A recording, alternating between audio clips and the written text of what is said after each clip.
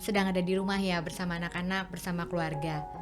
Hari ini hari Sabtu, artinya ini hari ke-6 kita berada di rumah melakukan social distancing seperti yang disarankan dihimbau oleh pemerintah Indonesia dalam rangka mengantisipasi dan mencegah dan menanggulangi penyebaran virus COVID-19.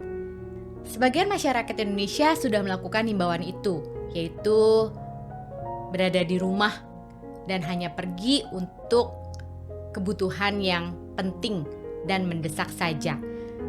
Namun, di sisi lain, masih ada sebagian warga Indonesia, masyarakat Indonesia yang tetap bepergian ke tempat-tempat wisata, yang tetap pergi ke mall untuk shopping, atau sekedar bertemu, kumpul-kumpul, hangout dengan teman-temannya.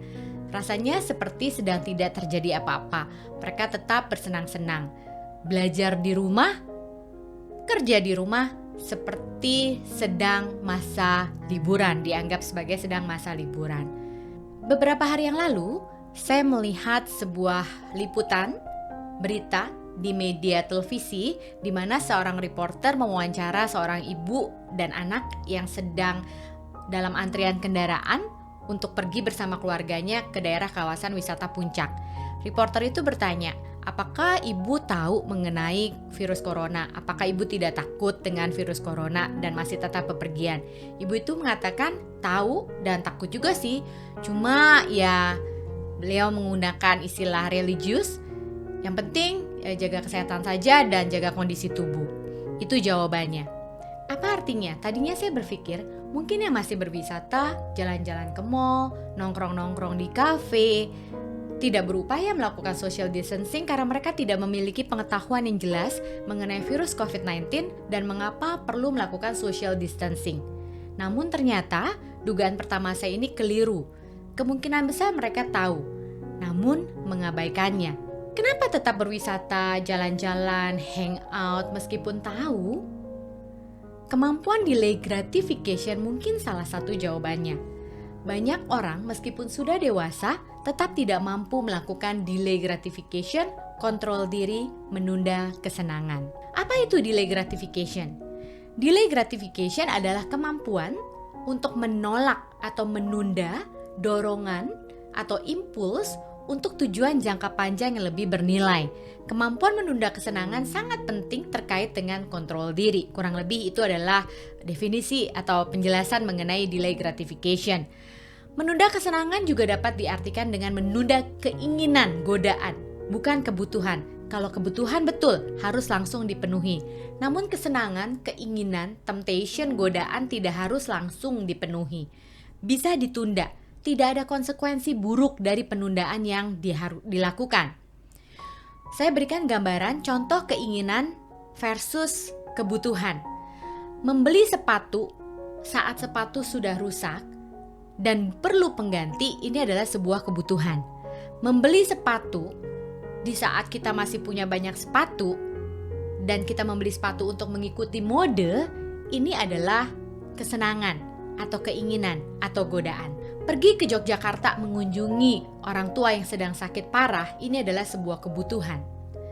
Pergi ke Yogyakarta untuk jalan-jalan, liburan, pada saat uang belum cukup dan memaksakannya dengan membayar pakai kartu kredit terlebih dahulu, ini adalah kesenangan atau keinginan atau godaan. Pergi wisata ke tempat wisata publik, jalan-jalan ke mall, nongkrong-nongkrong di kafe saat ini, di saat semua sedang berusaha untuk melakukan social distancing dalam rangka mencegah dan menanggulangi virus COVID-19 bersama, jelas bukan kebutuhan, melainkan kesenangan atau keinginan atau godaan yang tidak perlu dipenuhi saat ini juga. Menunda berwisata, jalan-jalan ke mall, hangout ke kafe, untuk tujuan jangka panjang yang lebih bernilai, yaitu mengatasi pandemi virus COVID-19 di negara kita untuk kepentingan, kebutuhan, dan kebaikan bersama yang lebih luas. Sejak kapan sih kemampuan delay gratification perlu dilatih dan dibentuk pada anak? Bayi sampai usia 2 tahun, semua dorongannya harus langsung dipenuhi. Dorongan bayi diekspresikan melalui bahasa tangisan, atau dorongan bayi adalah dorongan kebutuhan. Butuh makan karena lapar, butuh dibersihkan pup dan pipisnya, butuh bermain dengan caregivernya dan berinteraksi dengan caregivernya, butuh diobati karena sakit. Semua kebutuhan ini harus langsung dipenuhi. jangan ditunda. Hal ini juga membangun secure attachment pada perkembangan psikologis anak.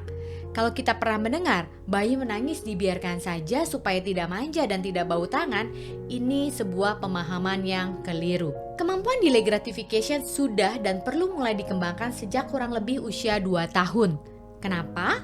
Karena sejak kurang lebih usia 2 tahun, dorongan yang muncul pada anak tidak lagi hanya kebutuhan, namun mulai muncul impuls atau dorongan yang sifatnya kesenangan atau keinginan atau temptation atau godaan.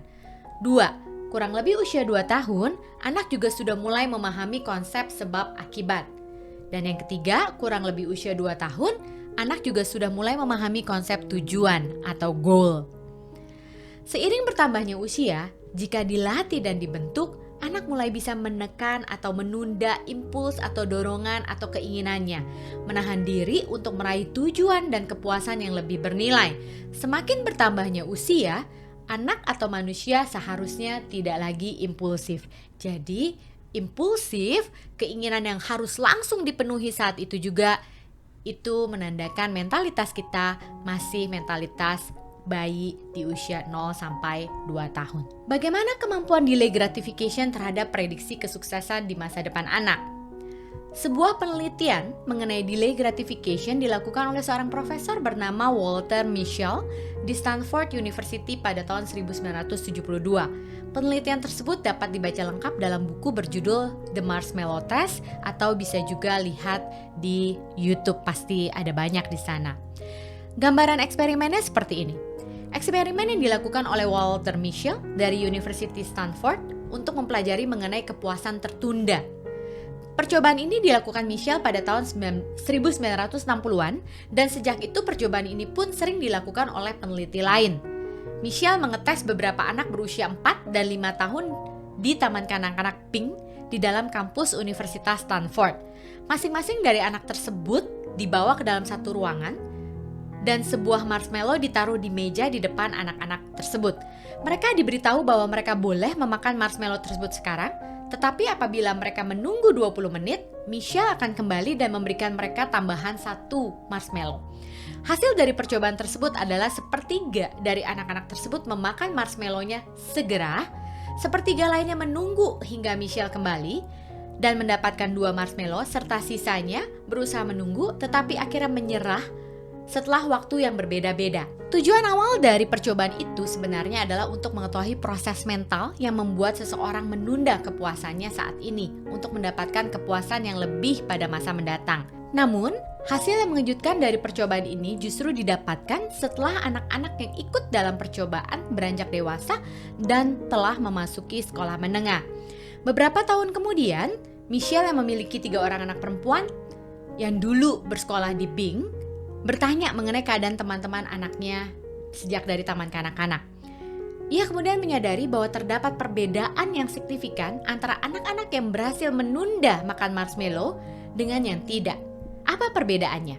Analisis statistik menemukan bahwa tingkat pengendalian atau kontrol diri seorang anak merupakan alat yang sangat akurat dalam memperkirakan nilai akademik yang lebih baik, penyesuaian emosional yang bagus, keterampilan interpersonal yang tinggi, rasa aman, kemampuan beradaptasi, kondisi kesehatan yang lebih baik, dan kondisi finansial yang lebih baik.